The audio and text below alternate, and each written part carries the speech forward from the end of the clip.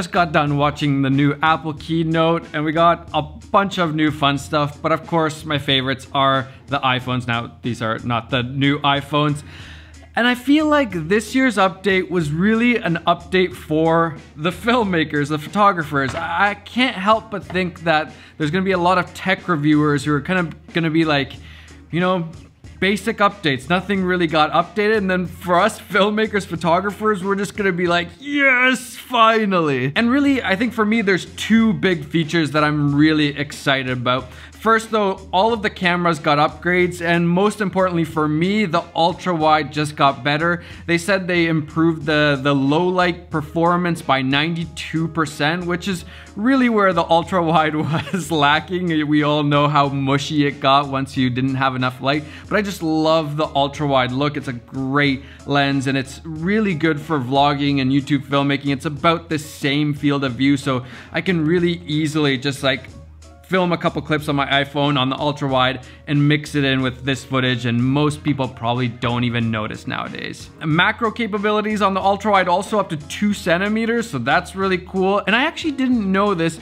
until now. The ultra wide never actually did autofocus. It was just a fixed focus lens on the 12, but on the 13 now, it's actually gonna be focusing. So that's gonna be interesting to see how that works. But the first big feature that I'm very excited about, you guys probably guessed it already, is the cinematic mode. Finally, we have shallow depth of field in a smartphone for video, not just for photos, for video. And I feel like that was really the last pillar of computational photography to really emulate the big sensor look on a very small sensor. You see, the sensors on iPhones are really, really tiny, especially compared to these kind of legit cameras, the full frame cameras especially. They're so small, and that means the image straight from that sensor just isn't gonna look very good at all. The details are gonna be all muddy. The dynamic range is just gonna be absolutely horrendous. It's gonna be shaky and jittery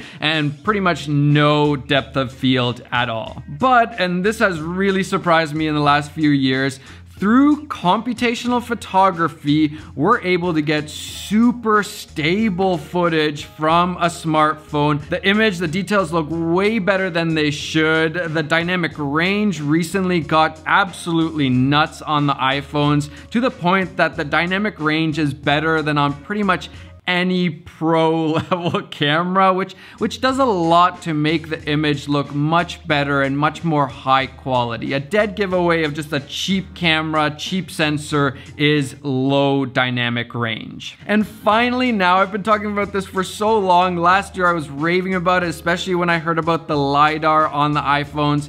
You can add shallow depth of field to your video footage. And not just that, you can choose anything that you want in focus and how much bokeh or blur you're gonna get. I really thought that this was gonna come last year when they did announce those LiDARs on the iPhones, but we just had to wait another year.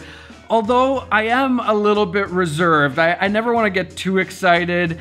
First off, I feel like it's probably only on the wide camera. I didn't hear anything about this, but I feel like it's just on the wide camera and probably not on the ultra wide or the telephoto, which would be really great, especially on the telephoto. It really needs that shallow depth of field look. I'm also going to assume that it's not completely perfect. I feel like the edges are really hard to do to get them natural, but I'm excited to see. I could be wrong, and that Apple has just cracked the code and made it look incredible and supernatural. And on the examples, of course, it looked really good. Getting pro cinematographers and directors to use the smartphone and the shallow depth of field, it looked really, really impressive. And I do like that you can also change the focus in post. So you can choose it while you're recording, but you can also change it in post. Now, off the bat, it's only gonna be in the Photos app and in iMovie for iOS, but it's gonna be coming to iMovie on Macs and Final Cut Pro.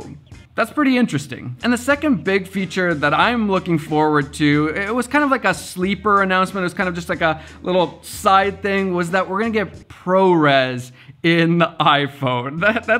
That's nuts to get ProRes in an iPhone. Apparently the processor is now fast enough that it can handle it. And that could really up the quality of the iPhone video.